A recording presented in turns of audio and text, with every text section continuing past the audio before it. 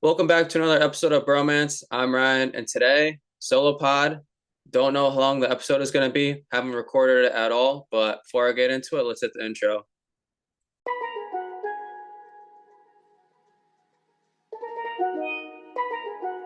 DA got that dope. Ice water turn Atlantic. Night calling in a phantom. Told them, hold it, don't you panic. All right, I'm back. Hope you guys enjoy that new intro. New overlay for the episodes where I have guests, kind of switching things up. Before I get into it, though, I just want to say thank you for everyone who's watching or that has been watching. It means a lot to me. People coming up to me, whether it's at dodgeball tournaments, people reaching out on the side that have interest in, hopping on an episode. It really means a lot. Friends, people who I'm not friends with, feel free to reach out. Definitely want to have more people on. I think this is probably episode 18. So this will be 18. Behind the scenes a little bit, I just recorded an hour and a half episode with Bo, but I will put this episode out first because this is going to be way easier to edit, and I'll probably put that episode out with Bo on Sunday morning, maybe Monday. But yeah, like I said, I really appreciate everyone that reaches out. Um, there's some things that I have been trying to work on and get better at. So I feel like doing these solo episodes or even just, having guests on, I have a lot of little bad habits like saying like or or when a guest, has a little rant where they go off for 30 seconds or a minute. The first word that I will respond with is yeah. So bad habit, trying to get better, but we're making progress. So I have some NFL, some NCAA, and then some NBA. So I kind of organized everything. Obviously, I'm obviously say if you're watching this, but of course you're watching this. This is not on podcast, but I'm not looking at the camera. I have my notes open, which I feel like is a little bit easier for me to do these solo, where I'm just not staring at myself talking. But let's start with the NFL. So NFL draft is coming up. Today's April 11th. The draft is in 13 days, so it's April 24th. I am pretty curious what happens after the number 2 pick. I'm actually pretty curious what happens with the 2 pick because I think I know what's going to happen, but I, I don't really totally agree with it. So Titans have the number 1 pick. The Browns have the number 2 pick. The Giants have the number 3. The Patriots have the number 4. The Jags have number 5. So currently, Cam Ward is a minus 2,000 to get drafted first, which makes sense. But the odds-on favorite to get drafted second is Travis Hunter at minus 280. So the number 2 pick would be the Browns.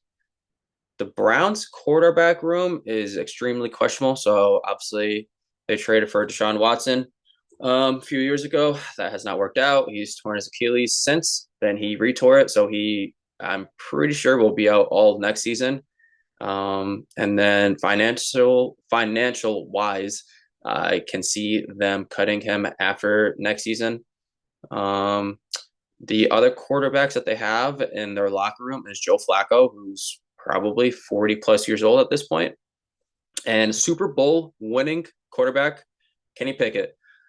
So I don't really know who the starter would be right now. Obviously, it's not Sean Watson because he's hurt. Maybe it's Joe Flacco because he's the vet, or maybe it's Kenny Pickett because they traded for him. But either way, I personally think it's crazy if they don't draft a quarterback. I could see why they wouldn't draft a quarterback just because, Jesus.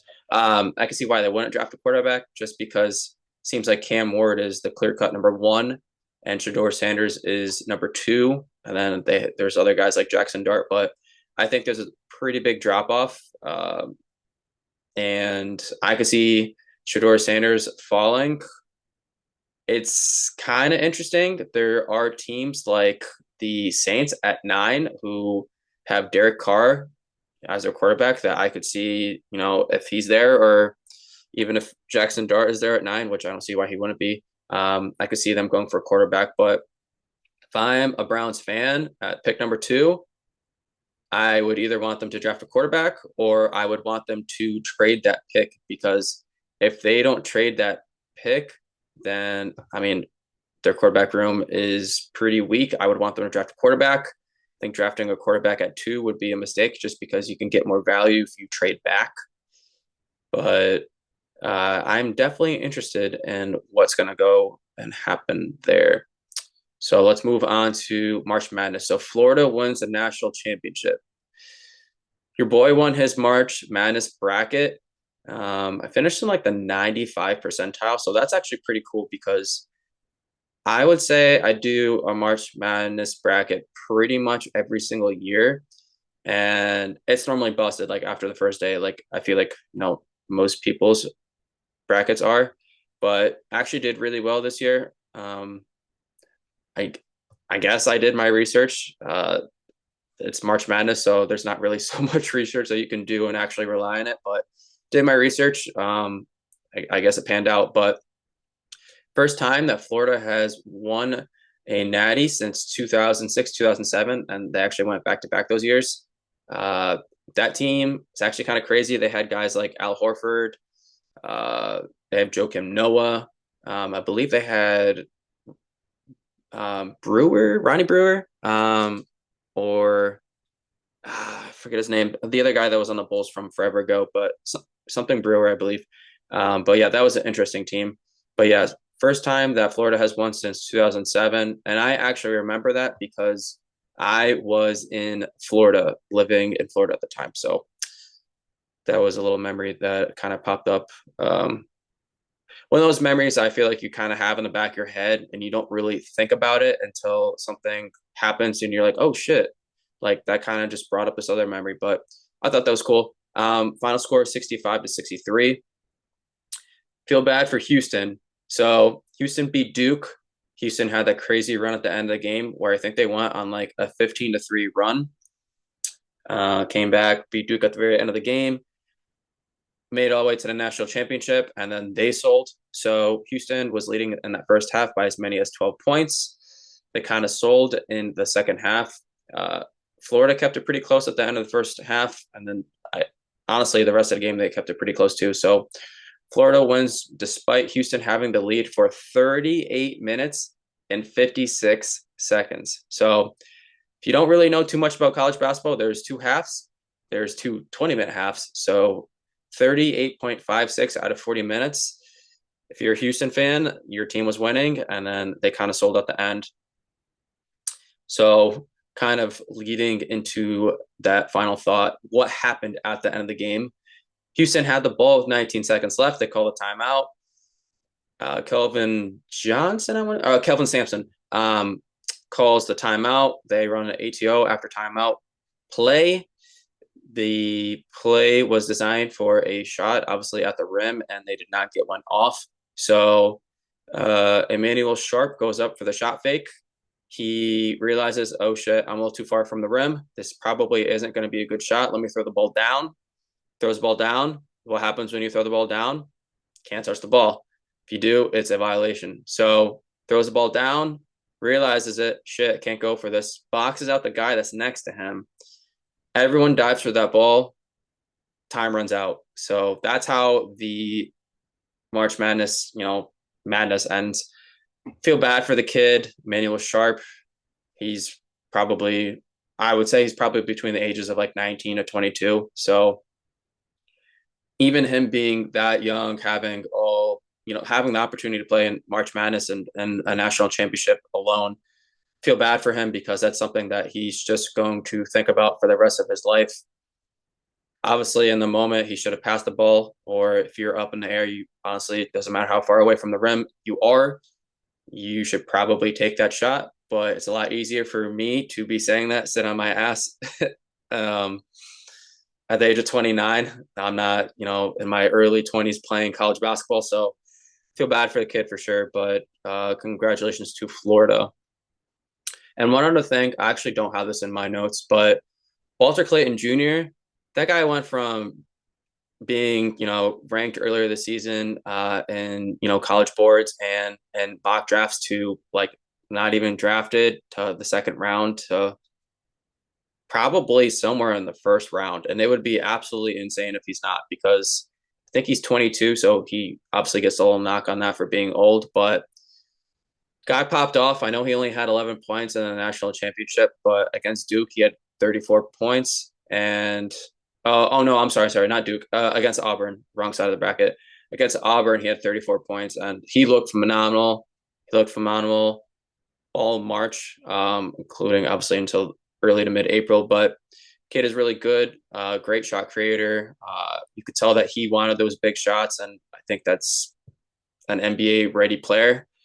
I would love to see what he looks like on a half decent team. Like, I don't want to see him get drafted by a shit team, and I don't know, not rot on the bench, but play a lot of meaningless minutes and just have like a lot of empty stats. But moving on to the next subject. So I don't remember if I mentioned this in the last episode, but the Ringer signed Zach Lowe. I feel like I did talk about this, but I want to talk about it again. Zach Lowe has to be one of like my favorite guys to talk about basketball. He's definitely one of my favorite podcasts to listen to, other than Knicks basketball. Shout out Knicks Film School.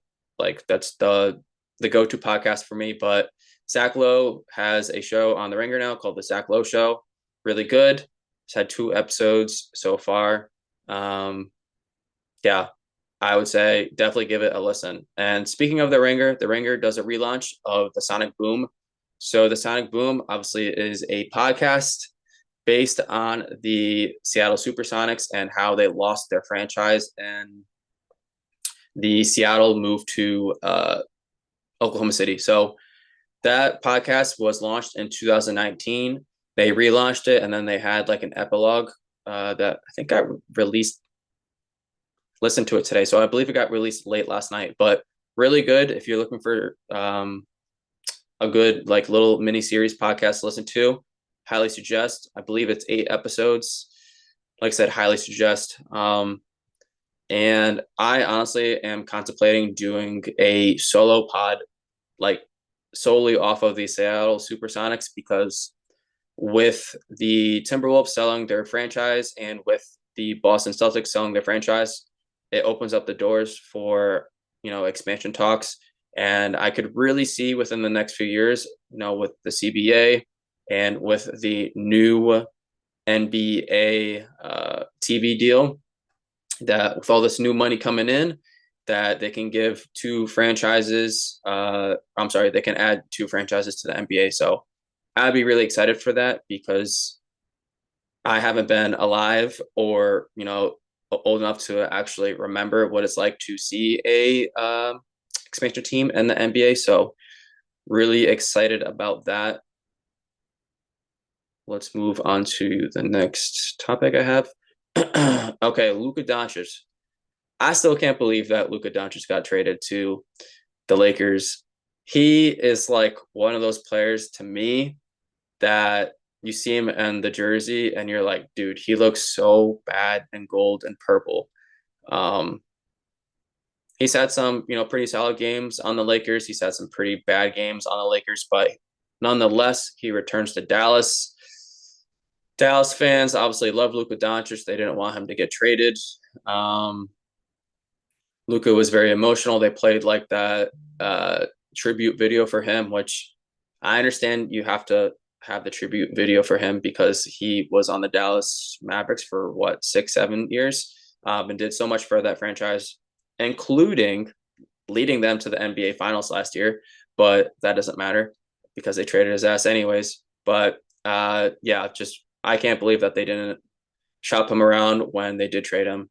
But yeah, super emotional. Looked like he was ready to cry. Was definitely holding back tears. So kind of feel bad for him. I kind of am a Luka hater. I'm not going to lie at the same time. Yes, they made the finals last year, but I think he's a winning player. Like, no shit, he's a winning player. But I think he has a lot of bad habits, like arguing with refs, not giving 100% effort on defense.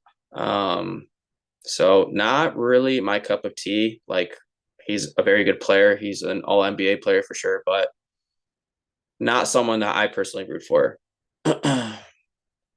Sticking with the NBA playing games start this Tuesday. So I'm recording this Friday night. So the playing games start in Saturday, Sunday, Monday, Tuesday, 4 days. And then the playoff games start a week from today, pretty much. So nothing is set in stone yet. There is a bunch of teams that are kind of tied up in the West, and there's a few teams in East that are also kind of tied up in the 4, 5, 6 spots, or 5, 6, 7 spots, I believe. Sticking with NBA, Mike Malone gets fired. This was crazy. So Michael Malone has been the Nuggets head coach since 2015. He helped lead his team to the NBA title just 2 years ago. They've been extremely relevant ever since he's gotten hired. He has the most wins as the Nuggets head coach in all-time history at 471. I'm trying to remember who was their head coach before him. I don't have any notes on that, but yeah, just I don't understand, because if they're not playoff bound, then okay, I guess I could see him getting fired because it happens in the NFL all the time. But the fact that there was only 3 games left of the season, he gets fired. They get rid of the GM, who kind of seems like he was a head case, and obviously him and the head coach didn't get along. It's just it's like a head scratcher. Like, I was driving at work and I get the notification and I'm just like, what the hell? He got fired. What the heck?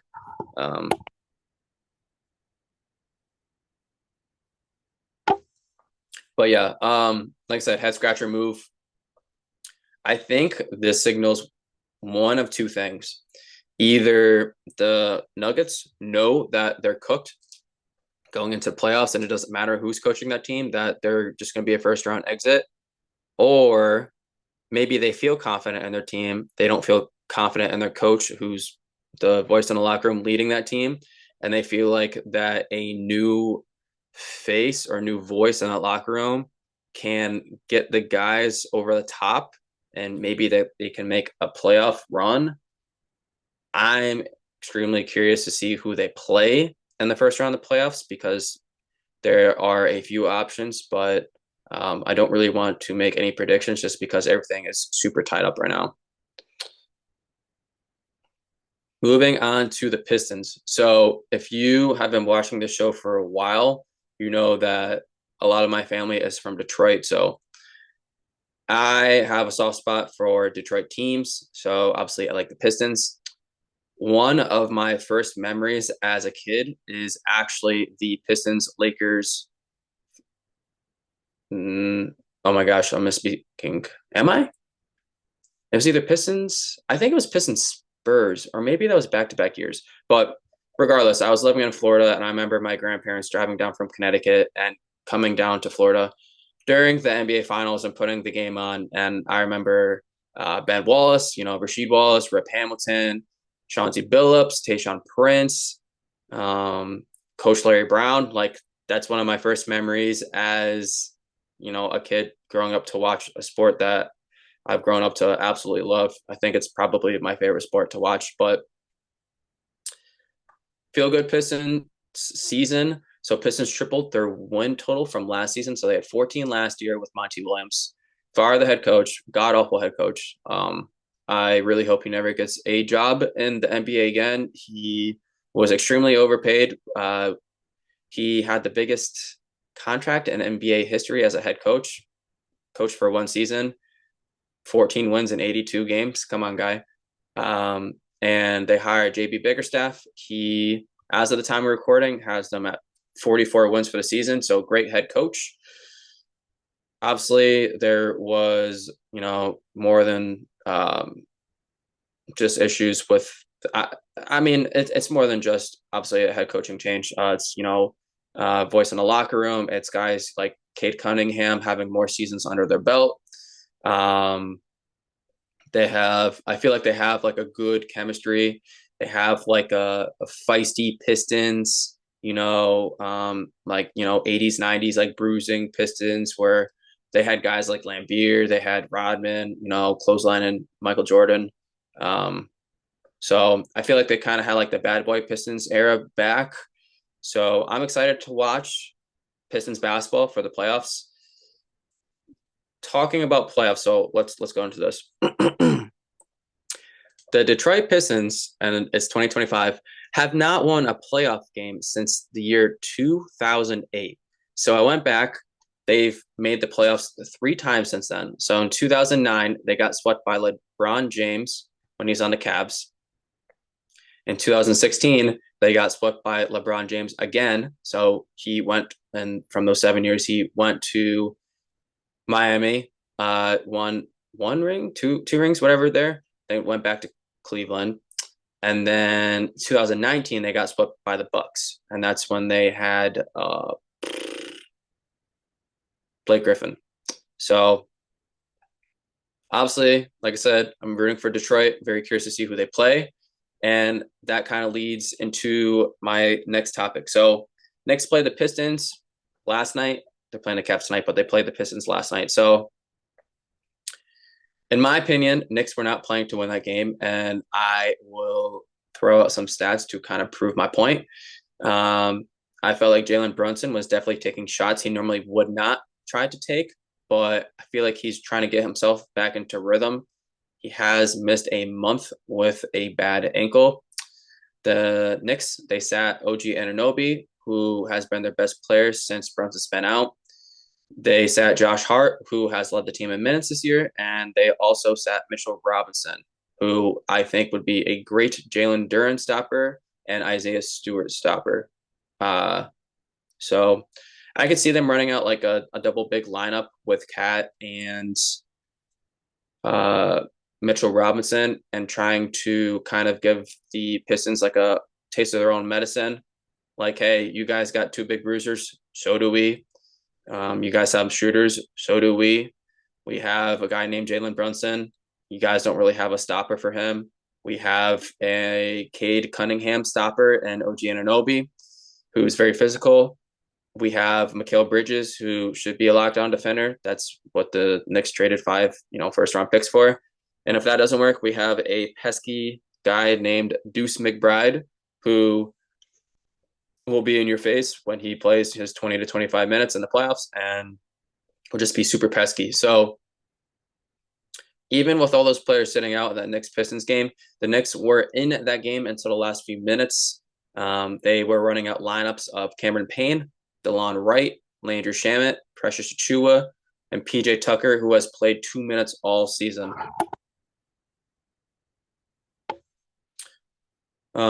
So like I said, I really don't think that they were trying to win that game.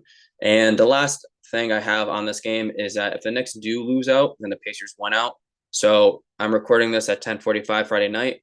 They just lost to the Cavs. So if they lose 2 more games, they will be playing the Pistons if the Pacers win out. So it looks like the Knicks will be playing either the Bucks or the Pistons. So I feel confident in either series. It's just a matter of if they're going to be the 3 seed, then that means that they would be playing the Celtics. If they are the 4 seed, I'm sorry, in the second round. If they are the 4 seed, then that means if they win the first round, they would advance to the second and then play the first seed, who would be the Cavs. So I know you got to respect every team. I'm kind of looking past the Pistons and the Bucks because I feel pretty confident that they will win those series. As a Knicks fan, I don't know if I would want them to play the Celtics or the Cavs just because they haven't beaten either of those teams all season long. They did play the Celtics 4 nights ago. They looked pretty good. They kind of sold out the end of that game. Jason Tatum hit that really deep 3 to tie it, to force it to go into overtime, and the Knicks lost in overtime. So it's close. That game was really close. It kind of shows, hey, we haven't beaten them all season, but a lot of those games haven't been close, and now, we're getting closer. The Celtics didn't score as many points. The Knicks looked pretty solid on defense. I'm pretty sure that Porzingis think he had like 9 or 10 threes that he made. It was something insane. He had a crazy logo shot. But even with Porzingis going off, the Celtics had to go into overtime to beat the Knicks. So, like I said, Celtics just won the NBA Finals last year. The Knicks haven't proven shit other than being able to consistently make the playoffs like the last half decade now. So, got to get past the second round. But yeah, that's pretty much all I got on that. Let's move on to the last topic. So, Yankees talk. I normally say this stuff for Dan, but I kind of want to get some of these takes off because I think Dan and I agree for the most part on most stuff, but on some of these stuff, I don't think we do. So let's just kind of recap some stuff. So Yankees, they play the Pirates. They won the first 2 games. They lost that last game. They almost forced the extra inning. Oh, I'm sorry, they did force the extra innings. They just happened to lose that last game. So they look good in the Pirate series. They play the Tigers. Did not really compete in any of those games, except for the game that they won, and they almost sold at the end of that game. They won 4-3. Did not look good offensively whatsoever. I know that those games got moved to during the day because it was so cold there. It's like, I think, under 30 degrees in a few of those games, which that's not really baseball weather. And then they play the Giants tonight. That game is over. They lost 9-1. They got fucking cooked. Marcus Stroman is going to be a problem. And if you watched any of the episodes beforehand with Dan and I, you know that Dan and I have been talking about Stroman. Dan thinks that he's going to get traded before the All-Star break or pitch less than like the 140 innings so he doesn't get more money and the extra year added on. There's a reason why the Yankees were trying to trade Stroman. He just doesn't have it. He's on the older side. His numbers don't look very good. Yeah, he's just one of those Yankees that I think that they signed, 4 or 5 years too late. And it obviously they weren't accounting for the Garrett Cole injury, but has not looked good this season. So this season so far, he's pitched 8 and 2/3 innings. He's given up 8 hits, which that's not terrible. Like an inning isn't bad, but 7 runs, that's not good. He has a 7.27 ERA and a 1.50 strikeouts to walks. So that is actually the worst in his career. Yeah, just a lot of runs, a lot of big hits, a lot of walks. He hasn't really been commanding the strike zone. And I want to end with this. This is something that Dan and I do not agree with. Jazz Chisholm. Jazz Chisholm, when he, is hitting his home runs and he looks good, looks great. When he's not, he looks fucking terrible. He's had a decent amount of errors this season. I don't have that number in front of me, but he does have a good amount of errors. I'm pretty sure. I know in one series he had like 3, so that wasn't good. But Jazz Chisholm, so in the Pirate series, he went 2 of 14 with no walks. And then in the Tiger series, he went over 12 with 1 walk. So in the 2 series combined, he went 2 for 26 with 1 walk as the 4-hitter. That's terrible. That is terrible. You cannot be the 4-hitter going 2 for 26 with 1 walk. 1 walk means you are not seeing the strike zone well. You are not working like your at bats. You're probably, striking out or grounding out or popping out in less than 3 or 4 pitches. Like you're not seeing the ball well. Number 1. Number 2, that just means you're swinging for the fences. And this is something that I talked about before the season even started. That Jazz Chisholm got traded to the Yankees, short portion right field. I know that they've been on the road. They're at home tonight. But Jazz Chisholm, his at-bats to me, they're just massive swings and misses. I do not like him as the 4-hitter at all. I would want to see him, 6, 7, 8, 9.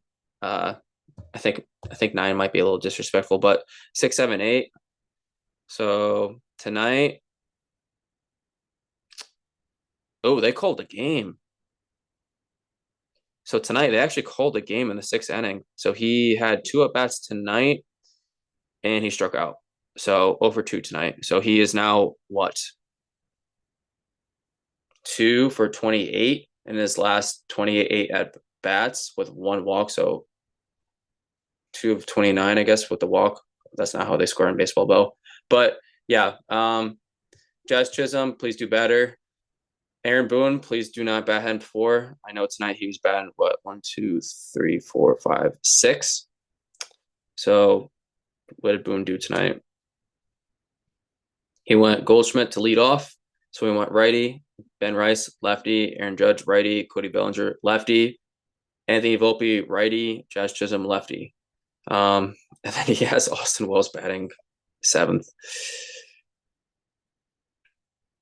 I don't know.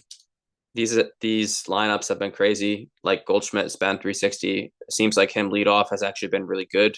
But Judge has been batting 2. He's been batting 3. Cody Bellinger, he's been batting 2. He's been batting 3. Today he bats 4. Volpe's been batting 5 for the most part. He's looked good, but Jazz is batting 6. Wells was batting leadoff, then he was batting 4. Now he's batting 7th. These lineups just kill me. If you've been watching the episodes with Dan, you know that it's just frustrating as a Yankees fan. But that's pretty much it. I think this episode is going to finish out to be like 25 to 30 minutes long. Pretty happy with that. But like I said, guys, thank you for watching. Will, I think I mentioned it in the beginning, but I did not forget about you. We will have you on multiple episodes with basketball coming up. Will's a big OKC fan. OKC is my second favorite team, so definitely going to have some good conversations with him. Anyone else that wants to hop on, please feel free to hit me up. Leave a comment if you want. Hit me up on Instagram. Hit me up if you have my number. But appreciate everyone. And yeah, that's it. Peace.